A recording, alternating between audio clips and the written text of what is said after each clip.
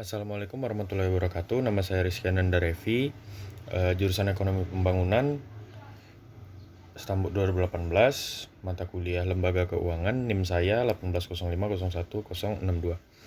Jadi di sini saya ingin mempresentasikan PowerPoint yang Bapak kirim tadi pagi. Jadi sini saya akan menjelaskan bab pertama yang berjudul Sistem Keuangan. Sistem keuangan di sini yang akan saya jelaskan ada beberapa poin, ada 7 poin. Yang pertama ada outline, yang kedua ada aliran dana dalam sistem keuangan, yang ketiga ada struktur pasar keuangan yang terbagi lagi menjadi 4. Yang pertama pasar uang dan pasar modal, yang kedua pasar obligasi dan pasar ekuitas, yang ketiga pasar primer dan pasar sekunder, yang keempat ada pasar bursa dan pasar non-bursa. Poin yang keempat ada informasi asimetris. Poin kelima ada klasifikasi lembaga perantara keuangan yang terbagi lagi menjadi 3. Lembaga penerimaan simpanan, contractual saving institution, yang ketiganya perantara investasi. Poin yang keenam sistem keuangan global, dan poin yang ketujuh sistem keuangan, regulasi sistem keuangan. Oke, kita mulai dari poin yang pertama. Poin yang pertama menjelaskan tentang latar belakang kemunculan pasar keuangan, mempertemukan antara pemilik dana dan peminjam dana. Jadi di sini menjelaskan pengaliran dana, yaitu yang terbagi 2, yaitu pengaliran dana secara langsung dan yang kedua secara tidak langsung melalui lembaga perantara keuangan. Manfaat lembaga keuangan yaitu yang pertama menekan ongkos transaksi, yang kedua mengurangi harga transaksi, yang ketiga memperlancar aliran dana, yang keempat berujung pada pertumbuhan ekonomi. Aliran dana dalam sistem keuangan itu ada terbagi menjadi 2. Perantara keuangan pembiayaan tidak langsung itu supplier atau penabung atau pemberi pinjaman memberikan uangnya melalui bank, yang nanti bank akan mensalurkan oleh peminjam atau pengguna dana tersebut. Pemilik dana memiliki dana berlebih tapi tidak memiliki kesempatan investasi yang menguntungkan. Itu disebut pihak tidak produktif. Yang kedua ada peminjam dana, yaitu memerlukan dana untuk merealisasikan investasi atau konsumsi karena menganggap utilitas melaksanakan saat ini lebih tinggi. Tetap sama juga pihak tidak produktif.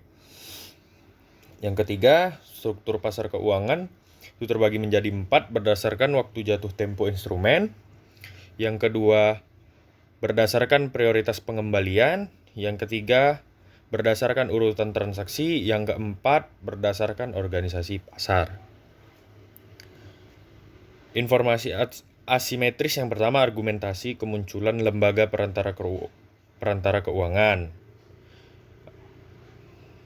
Yang kelima, klasifikasi perantara lembaga keuangan itu berdasarkan sumber dana itu terbagi menjadi 3, yaitu lembaga penerima simpanan, yang kedua contractual saving institution, yang ketiga perantara investasi. Lembaga penerima simpanan, lembaga ini sebagai lembaga perantara keuangan yang memperoleh dana dari simpanan atau deposito pihak ketiga dan meminjamkannya kepada pihak lain. Lembaga penerima simpanan ini menurut saya itu bank, jadi ada orang yang menabung di bank, uangnya mereka putar dan memberikan pinjaman kepada pihak lainnya. Oke, yang kedua contractual saving institution, ini lembaga yang memperoleh dana berdasarkan kontrak yang bersifat periodik sehingga sumber dan penggunaan dana relatif dapat diprediksi. Yang ketiga, perantara investasi adalah lembaga keuangan yang memperoleh dana dari menjual surat berharga. Di poin yang keenam, sistem keuangan global, bentuk-bentuk pinjaman bank dan perusahaan kepada negara lain seperti obligasi asing. Obligasi asing instrumen utang bersifat internasional yang dijual perusahaan suatu negara ke investor negara lain dengan mata uang negara yang dituju. Contoh, obligasi perusahaan Eurobond, obligasi yang dijual ke negara lain dalam mata uang negara asal. Atau euro currency, simpanan dalam mata uang suatu negara di luar wilayah negaranya. Masuk ke poin yang terakhir, regulasi sistem keuangan. Mengapa dan oleh siapa? Karena adanya risiko akibat informasi asimetris dilakukan oleh otoritas moneter atau bank sentral. Ini terbagi menjadi 3 poin lagi. Yang pertama, menyediakan informasi kepada publik. Yang kedua, menjaga kesehatan sistem keuangan. Yang ketiga, meningkatkan kemampuan otoritas moneter. Jadi, poin-poin yang didapat di sini saya mendapatkan beberapa istilah-istilah penting yang juga terdapat pada PowerPoint di sini.